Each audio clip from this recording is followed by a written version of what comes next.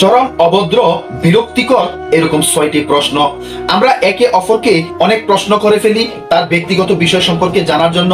আমরা অনেকে আসলে বুঝি না যে এইরকম 6টি প্রশ্ন যদি আমরা কাউকে করি তাহলে ওই লোকটি বিরক্তির মধ্যে পড়ে যায়, ওই লোকটি লজ্জার মধ্যে পড়ে যায়।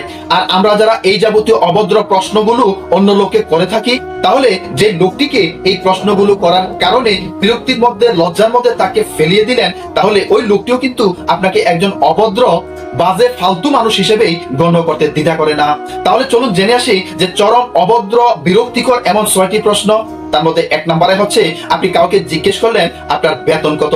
অর্থাৎ কেউ যদি কোনো চাকরিতে, প্রফেশনালে আছেন, সে সরকারি চাকরি হোক অথবা বেসরকারি চাকরি হোক, আপনি যখন তাকে জিজ্ঞাসা করলেন যে আপনার বেতন কত, এই প্রশ্ন করাকালীন যাকে আপনি জিজ্ঞাসা করলেন এইরকম অসংখ্য লোক থাকে, সে লজ্জার মধ্যে পড়ে যায়, সে বিরক্তির মধ্যে পড়ে যায়। কারণ সে যে বেতন পায় বর্তমান সমসাময়িক অবস্থায়, ওই বেতন তার জন্য অত্যন্ত কম হয়ে যায়, ছোট হয়ে যায়, যার কারণে সে আপনাকে এই বেতনের বিষয় বলতে লজ্জা বোধ করে এবং সে বিরক্তির মধ্যে পড়ে যায়। দয়া করে এই ধরনের প্রশ্ন, অর্থাৎ আপনার বেতন কত, আপনি এই ধরনের প্রশ্ন আসলে সহসায় কাউকে করতে যাইেন না। না হয় সে লজ্জার মধ্যে পড়বে, বিরক্তির মধ্যে পড়বে, আপনাকে সে একজন ফালতু মানুষ হিসেবেই মনে করবে।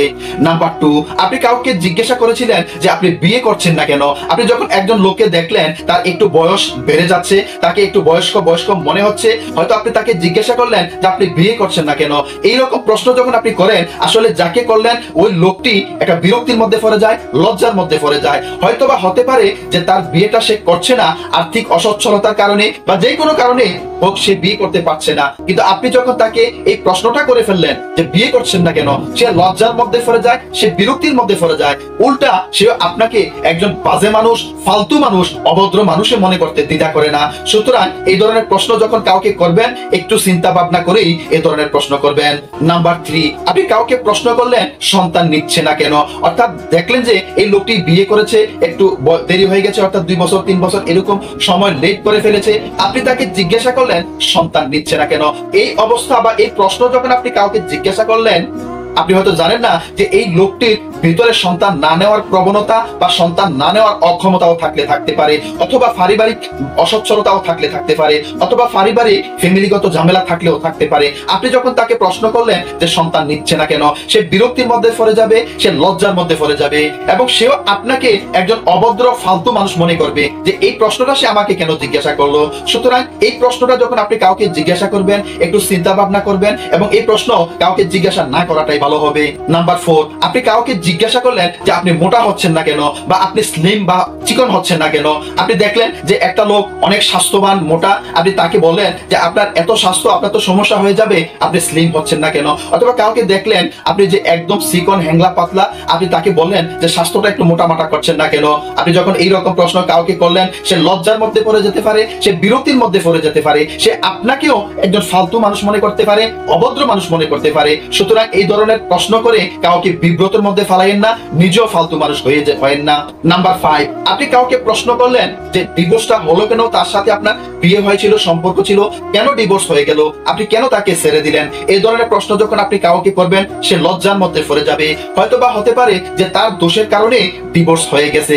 এখন আপনি তাকে এই প্রশ্ন করার কারণে সে লজ্জার মধ্যে পড়ে গেছে এবং বিরক্তির মধ্যে পড়ে গেছে। সেও আপনাকে বিরক্তি মনে করবে এবং ফালতু মানুষ মনে করবে যে আমাকে সে প্রশ্নটা করে কেন লজ্জা দিল। সুতরাং আপনি যখন দেখবেন যে কেউ সম্পর্ক থাকার পর বিচ্ছেদ হয়ে গেছে, ডিভোর্স হয়ে গেছে, এই প্রশ্ন আসলে সচরাচর করতে যাইেন না, তাকেও লজ্জায় ফেলিয়েন না, আপনি নিজেও একজন ফালতু মানুষ হয়ে যাইেন না। নাম্বার 6, আপনি কাউকে একজন বেকার মানুষ দেখলেন, দেখে আপনি তাকে বললেন যে আপনি উপার্জন শুরু করছেন না কেন, চাকরি নিচ্ছেন না কেন, ব্যবসা বাণিজ্য শুরু করছেন না কেন, ইনকাম শুরু করছেন না কেন। এই ধরনের প্রশ্ন যখন আপনি কাউকে করবেন, সে কিন্তু বিরক্তির মধ্যে পড়ে যাবে, লজ্জার মধ্যে পড়ে যাবে। কারণ সে ইনকাম করছে না, উপার্জন করছে না, কোনো না কোনো কারণে। হয়তো সে ব্যবসা শুরু করতে পারছে না, তার টাকা পয়সা নাই, হয়তোবা সে চাকরি নিতে পারছে না, তার যোগ্যতা নাই, সে ঘুষ দিতে পারছে না, অথবা যে কোনো কারণে চাকরি পাচ্ছে না, অথবা সে ইনকাম করা অতটা সক্ষমতা রাখে না। এই প্রশ্ন যখন আপনি তাকে করে ফেলবেন, সে লজ্জার মধ্যে পড়ে যাবে, সে বিরক্তিকর মনে করবে, আপনাকেও একজন ফালতু মানুষ মনে করবে। সুতরাং এই ধরনের প্রশ্ন আপনি কাউকে করতে যাইেন না। হে প্রিয়জন, আপনাকে বলবো এই ধরনের 6টি প্রশ্ন কাউকে কোনোদিন করতে যাইয়েন না, না হয় নিজেও ফালতু মানুষ হয়ে যাবেন এবং তাকেও লজ্জার মধ্যে ফেলে দিবেন, সেও বিরক্ত হয়ে যাবে। আশা করছি বুঝতে পেরেছেন। আল্লাহ তাআলা সকলকে বোঝার তৌফিক দান করুক। আমা তাওফিক ইল্লা বিল্লাহ। আসসালামু আলাইকুম ওয়া রাহমাতুল্লাহ।